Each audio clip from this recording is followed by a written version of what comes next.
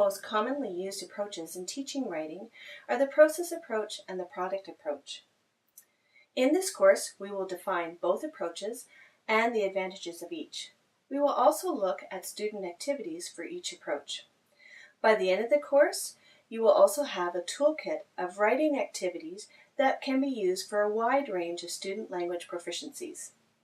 The process of writing can seem like a daunting task for our students, but they can take advantage of both the process and product approaches in order to break down the writing process into manageable tasks.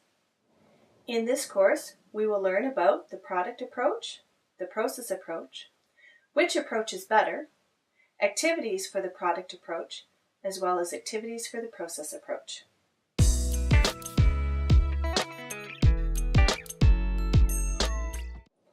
The product approach is the traditional approach. Students write with the end product in mind. Their sole objective is to produce a piece of writing that is error-free and neatly presented. The only thing the teacher marks is the piece of writing that the students have handed in. The focus of the grading system is on form and grammatical accuracy. The teacher has no interest in how the students got there, only in where the students end up. So what goes into a good finished product of writing? Take a look at the following slide and match the components on the left with the descriptions on the right. This activity can also be found in section 1 of your handout.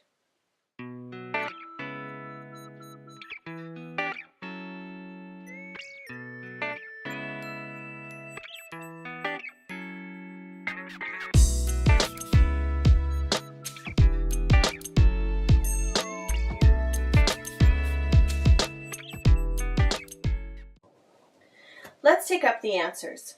Number 1, audience. The answer is C, the intended readership. Number 2, purpose.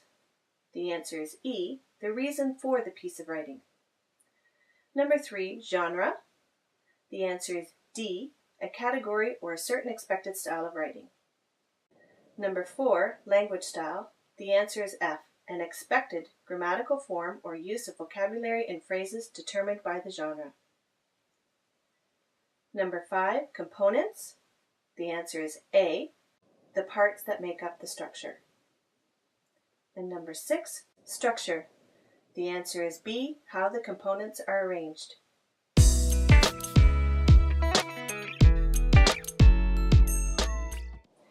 The process approach to writing emerged in the late 1970s as a result of the development in cognitive psychology and studies of how we write in our first language. It was a reaction against the perceived restrictions of the product approach. The primary focus of the process approach is on the steps that a writer takes towards the end product. The teacher will mark various drafts and outlines as well as the final product. The drafts and outlines are collectively worth more than the final product in the grading system. What goes into the process approach to writing? The acronym POWER is a helpful way for students to learn the basics of good writing. P stands for planning to write. Introduce the topic. O stands for organizing your writing. What format are you going to use? W stands for writing. That's when you actually put pen to paper or keystroke to document. E stands for editing. Who edits and who evaluates? And R stands for revising. What comes next?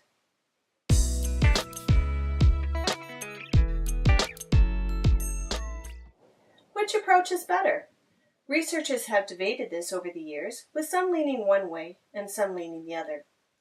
As teachers, we need to be practical.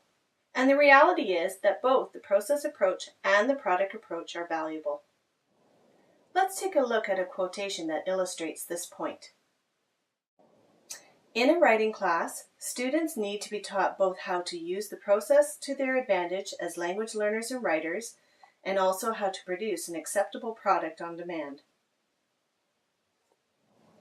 Our job as teachers is to draw upon the advantages of each approach in our teaching. Let's take a look at the following slide that lists some of these advantages. Decide which advantages apply to the process approach to writing and which advantages apply to the product approach. This activity can also be found in section 3 of your handout.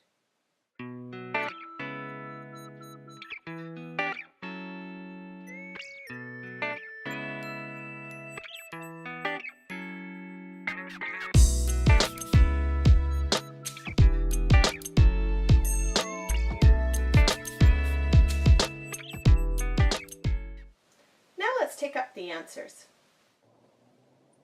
Number 1. Students produce a polished, neat piece of work. This would be the product approach. Number 2. Students don't always work alone while writing. This would be the process approach. Number 3. Students focus on the accuracy of their writing. This would be the product approach. Number 4. Students make sure their reader can understand their writing. This is the process approach. Number 5. Students explore a topic fully before writing about it. This is the process approach. Number 6. Students learn the steps of writing. This is also the process approach. Number 7. Students learn what good writing looks like. This is the product approach.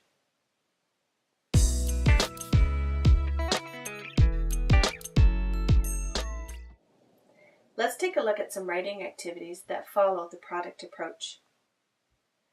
Students will follow a model, whether it is a sentence, paragraph, essay, or poem, provided by the teacher, and they write their own ideas in the model. Another activity to try is that the teachers will write the beginning of a piece of writing, a paragraph or a sentence, and the students will write the ending. A third activity to try is that students will write a response to something that they have listened to or have read. Finally, a last activity would be that students write different types of paragraphs, whether they are narrative, descriptive, or persuasive.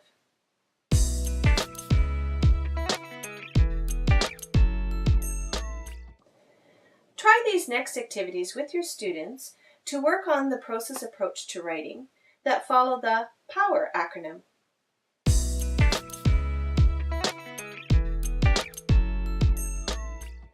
Planning can involve introducing the main topic, brainstorming for ideas, developing vocabulary, generating some phrases, reviewing language structures, and selecting ideas. Let's take a look at some planning activities. You can brainstorm about the main topic and do this in pairs, group work, or as a whole class. You can use a wordweb to incorporate relevant vocabulary. Generate phrases that describe the main topic. Review language structures that would be used to express the ideas, as well as prioritize some of those brainstorming ideas.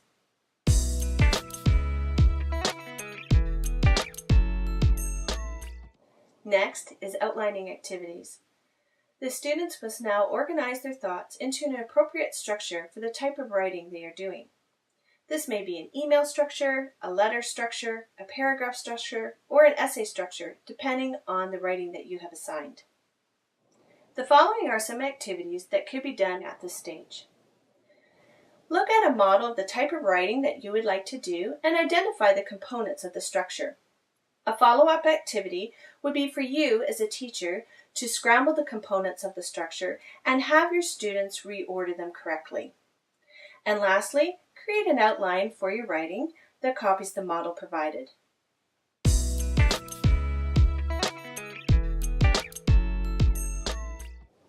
Writing activities. This step is rather self-explanatory.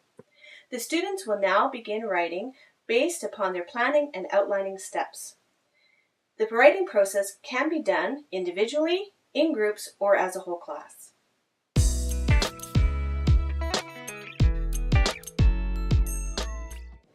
Editing activities. Feedback given at the very end of the writing process is not very useful. Students want and need correction and feedback throughout the whole writing process in order for them to be able to change direction if necessary.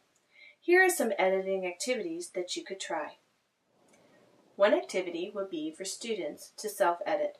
This means that they will critically look at their own work and identify errors. Another activity would be to peer edit. This means that they will have a partner and look at each other's work. They will comment on a particular component of writing. This is especially useful when a language structure has been previously taught. A third activity would be to conduct an edit as a class.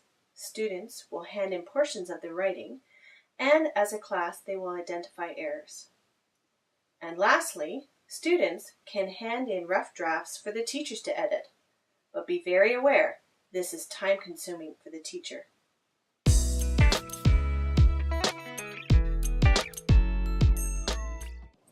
Revising activities. During this final stage, the students process all the errors that have been identified in the editing stage so that they can create a polished version of their work.